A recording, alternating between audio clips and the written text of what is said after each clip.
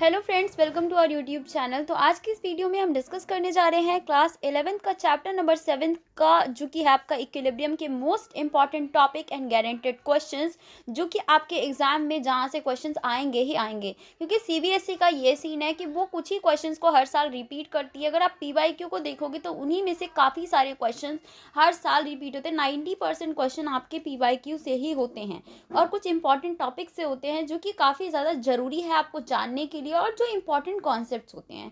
तो चलिए स्टार्ट करते हैं बिना टाइम वेस्ट करते हुए। तो आपको अपनी बुक निकाल लेनी है, एक पेंसिल निकाल लेनी है, मेरे साथ मार्क करते हुए चलना है कि आपको क्या पढ़ना है। ठीक है, बहुत ही कम दिन बचे, एक दिन में एटलीस्ट एक चैप्टर या 2 चैप्टर आपको कवर कर लेना चाहिए पर्टिकुलर सब्जेक्ट का, so that you will get the enough time for the revision also. Okay, so we are going to start guys.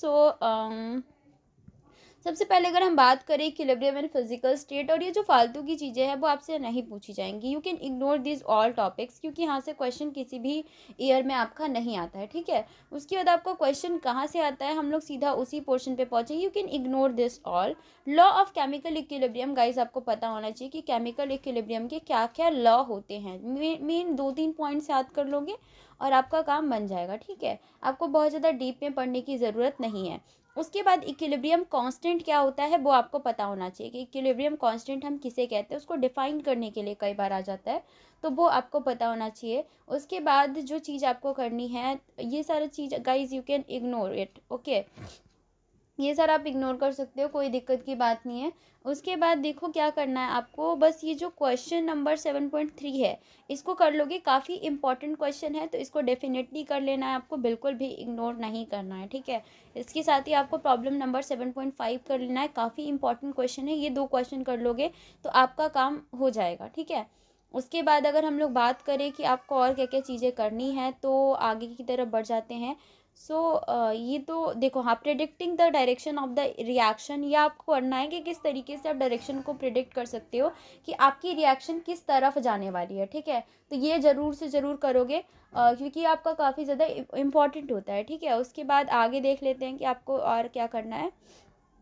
तो जो आपका रिलेशनशिप होता है क्यू जी और इक्विलिब्रियम कांस्टेंट के बीच में, इस पे बेस्ड न्यूमेरिकल नहीं आ पाता, बिकॉज इसके पे बेस्ड जो न्यूमेरिकल आता है वो बहुत ही लेंदी हो जाता है, तो इसीलिए एग्जामिनर इस पे बेस्ड क्वेश्चन नहीं देगा। ठीक है, फैक्टर अफेक्टिंग इक्विलिब्रियम आपको पता होना चाहिए, कौन कौन से फैक्टर अफेक्ट करते हैं इक्विलिब्रियम को। ओके, तो ये वाला चीज़ जो है ज़रूर से ज़रूर रेडी करोगे। उसके बाद हम आगे देख लेते हैं कि आपको और कौन सी चीज़ें करनी है। तो इफेक्ट ऑफ कंसंट्रेशन, कि कंसंट्रेशन का क्या इफेक्ट होता है, ये काफ़ी ज़्यादा इंपॉर्टेंट टॉपिक है अपने आप में। इफेक्ट ऑफ कंसंट्रेशन आपको आना ही आना चाहिए किसी भी कीमत पे। और इसके साथ ही इफेक्ट ऑफ टेम्परेचर, 2 इफेक्ट जरूर पढ़ोगे, effect of temperature and effect of concentration. ठीक है, उसके बाद आगे देख लेते हैं आपको और क्या क्या करना है। इफेक्ट ऑफ कैटलिस्ट वगैरह इतना ज़्यादा नहीं पूछा जाता है। एसिड बेसिस एंड सॉल्ट, अपने आप में ये टॉपिक बहुत बहुत बहुत ज़्यादा इंपॉर्टेंट है। इसमें अंदर से और देख सकते हैं कि क्या क्या चीज़ें आपको करनी है। अर्हीनियस कॉन्सेप्ट आपको पता होना चाहिए कि अर्हीनियस का कॉन्सेप्ट एसिड और बेस को लेकर क्या था। ब्रॉस्टेड का Lowry base acid base concept क्या था, क्योंकि सबका जो एसिड बेस कॉन्सेप्ट है वो ठीक है, सब लोग अपनी अपनी जगह पे ठीक है, इसलिए आपको सभी के सभी कॉन्सेप्ट पढ़ने पड़ेंगे। प्रॉब्लम यहाँ पे आ रही है। ठीक है, उसके बाद आगे देख लेते हैं कि आपको और क्या क्या चीज़ें करनी है। तो जो आपका लिबेस एसिड एंड बेस है, ये आपको करना है, ये आपका इम्पॉर्टेंट टॉपिक है, तो इसको आप लोग कर लेंगे। उसके बाद जो ionisation of acid and bases है वो आपको पता होना चाहिए, कोई भी जो एसिड या बेस होता है उसका आयनाइजेशन किस तरीके से होता है। ठीक है, और आगे देख लेते हैं। फिर आपको देखो जो प्रॉब्लम नंबर 7.16 है, it's a very important question to be solve, बहुत ही इजी है। इसमें डायरेक्टली आपको वैल्यू दे देगा वो log 3.8 का, तो उसके बाद आप लोग इस क्वेश्चन को सॉल्व कर लोगे। ठीक है, ये क्वेश्चन आपके एग्जाम में आ सकता है। उसके बाद देखो आगे देख लेते हैं। तो जो आपका प्रॉब्लम नंबर 7.18 है, देखो ये आपका इंपॉर्टेंट है, कई बार एग्जाम में आ जाता है, 4-5 नंबर में आ जाएगा, तो इसको एक बारी प्रैक्टिस कर लेना। अगर आप कर पाओ तो एटलीस्ट, अगर पूरा सॉल्व नहीं कर पाते हो ना, तो कुछ स्टेप तक भी अगर आप लिख दोगे तो आराम से 2-2.5 नंबर मिल जाते हैं। तो एकदम ही हार नहीं मानना है कि किस तरीके से सॉल्व होता है, हल्का हल्का देख लो, एटलीस्ट हल्का हल्का देख के जाना ये चीज़, इसको बिल्कुल इग्नोर नहीं करके जाओगे। उसके बाद 7.20 वाला करके जाओगे, काफ़ी इंपॉर्टेंट क्वेश्चन है ये वाला, करके ही जाओगे किसी भी कीमत पे।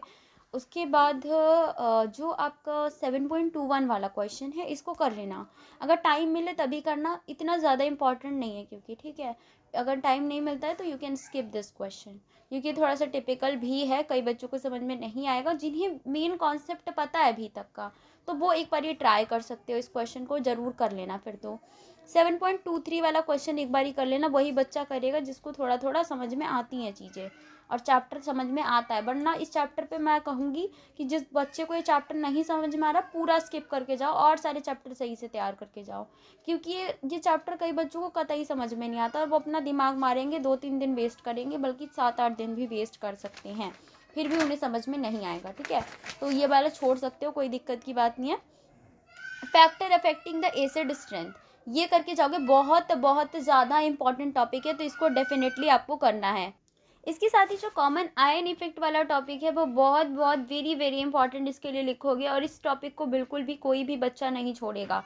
कॉमन आयन इफेक्ट पे क्वेश्चन आता ही आता है हर साल, यहाँ पे फिक्स्ड होता है कि कुछ कुछ क्वेश्चन ही आपका जो एग्जामिनर है वो रिपीट करता है, जो कि आपको करके जाना होता है। ठीक है, तो उसके बाद आगे देख लेते हैं। तो जो आपका बफर सॉल्यूशन है, बफर सॉल्यूशन करके जाओगे। बफर सॉल्यूशन किसे कहते हैं, पहले तो आपको डेफिनेशन ही पता होनी चाहिए कि बफर सॉल्यूशन किसे कहा जाता है, और बफर पे बेस्ड कुछ 2-4 फॉर्मूला है जिसको बस आपको याद कर लेना है। जो हेंडरसन हेजलवैक इक्वेशन है उसका बेसिक कॉन्सेप्ट अगर आप याद रखते हो तो आप सारे क्वेश्चन ईजिली सॉल्व कर पाओगे। ठीक है, तो वो कर लेना। उसके बाद आगे क्या करना है, तो देखो 7.28 वाला क्वेश्चन एक बार ही कर लेना, काफ़ी बढ़िया क्वेश्चन है, इजी क्वेश्चन है और एग्जामिनर ये क्वेश्चन दे देता है, तो 7.28 वाला क्वेश्चन कर लेना आप लोगों को। उसके बाद अब हम लोग एक्सरसाइज के क्वेश्चंस पे आ गए हैं कि एक्सरसाइज का कौन कौन सा क्वेश्चन इंपॉर्टेंट है एग्जाम के पॉइंट ऑफ व्यू से। तो जो 7.2 वाला क्वेश्चन है वो आपको करना है। ठीक है, काफ़ी इंपॉर्टेंट, ईजी और बढ़िया क्वेश्चन है, इसको करके जाएगा हर बच्चा। कोई बच्चा अगर एक क्वेश्चन भी करना चाहता है तो वो पहले ये करेगा। उसके 7.3 वाला क्वेश्चन, 7.3 वाला क्वेश्चन देखो इतना नहीं है इंपॉर्टेंट, अगर आपके पास कम टाइम है तो 7.3 वाला स्किप करोगे, वरना ये भी करके जाएगा हर बच्चा। वैसे 7.4 वाला क्वेश्चन आप लोगों को करना है। ठीक है, उसके बाद जो आपका 7.5 वाला क्वेश्चन है वो आप लोग करेंगे। 7.5 वाला क्वेश्चन हर बच्चा करके जाएगा, जिसका मैंने कि थोड़ा बहुत क्वेश्चन मैं करके जाऊंगा, मुझे ज़्यादा नहीं करना है, तो ये वाला क्वेश्चन जरूर करेगा। उसके बाद 7.6 वाला क्वेश्चन आप लोग करना है, जो थोड़ा बहुत क्वेश्चन करना चाहते हैं वो उसे भी 7.5 और 7.6 दोनों ही करना पड़ेगा किसी भी कीमत पे, अगर पास होना चाहते हो तो। उसके बाद अगर हम आ जाते हैं सीधा 7.10 पे, ये वाला क्वेश्चन देखो इंपॉर्टेंट है, इसको करके जाएगा हर बच्चा करके जाएगा इसको, और ये इजी है काफ़ी, देखो करोगे ना तो कर लोगे आराम से, कोई दिक्कत नहीं है। फिर आपको करना है सीधा 7.14 वाला क्वेश्चन। 7.14 वाला क्वेश्चन करके जाओगे, बढ़िया क्वेश्चन है, मतलब अगर कोई बच्चा कम टाइम है तो you can skip this question. 7.14 7.18 वाले क्वेश्चन की बात करें तो जो 7.18 वाला क्वेश्चन है उसको करके जाओगे, बढ़िया क्वेश्चन है। अगर कम टाइम है तो you can skip this question, but अगर टाइम है सॉल्व करने का तो इसको करके जाओगे सॉल्व। 7.19 वाला क्वेश्चन आप लोग को करना है, बढ़िया क्वेश्चन है, कोई दिक्कत नहीं है। 7.21 वाला क्वेश्चन आप लोग को करना है, और उसके साथ ही आप लोग को कर लेना है क्वेश्चन नंबर 7.24। 7.24 करके जाओगे। ठीक है, ये बहुत बढ़िया क्वेश्चन है, इसको हर बच्चा करके जाएगा, जिसका मैंने कि 2-4 क्वेश्चन भी सॉल्व करने का वो भी करके जाएगा। 7.24 7.30 वाला क्वेश्चन जो है वो करना है आप लोगों को, तो इसको भी हर बच्चा करके जाएगा, जिसका मैंने कि हम कुछ ही क्वेश्चन करके जाएंगे, तो 7.30 ज़रूर करोगे। उसके बाद 7.29 करोगे, ये भी बढ़िया क्वेश्चन है, कर ही लेना, देखो 29 वाला करोगे।